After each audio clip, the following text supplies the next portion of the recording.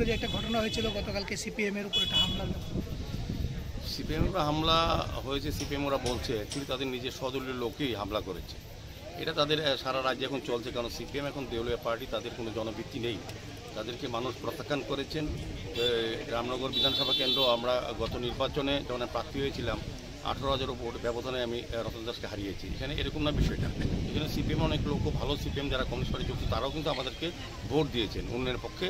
আমাদের ডক্টর মানিক সাহা যে সরকার কাজ করছেন, মোদী সরকার যে কাজ করছেন, তাদের উপর ভরসা রেখে মানুষকে ভোট দান করেছেন। কাজে এখানে তারা বিভ্রান্ত করার চেষ্টা করছে, তাদের দলীয় কুন্দল প্রকাশ্য এসে যাওয়াতে তারা ভারতীয় জনতা পার্টির উপর তারা দোষারোপ করছে। আলটিমেটলি তাদের ইনার ফাইট, যারা ওদেরকে আক্রমণ করে, জানি না কারা, আমার ঠিক জানা নেই, আমি শুনেছি করেছেন এবং তারা জানেন, রতন দাস এবং শুভাশিস গাঙ্গুলি তারা জানেন ওদের উপর কারা আক্রমণ করেছে। ওদের সিপিএমের লোক করেছে, যারা সিপিএম করতো।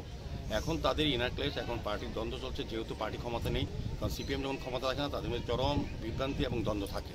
এটাই বহিঃপ্রকাশ গতকালকে হয়েছে। এটাকে আমাদের ভারতীয় জনতা পার্টির সরকার এবং আমাদের দলকে কালিমামুক্ত করার জন্য তাদের এটা বক্তব্য রাখা হচ্ছে। আসলটা যেটা আপনারা সাংবাদিক বন্ধুরা আমি বলবো, আসলটা খবর নিন। তাদের ইনার ফাইট এবং তাদের নিজেদের মধ্যে দ্বন্দ্ব চলছে, এটার বহিঃপ্রকাশ কালকে জয়পুরে জায়গা করে।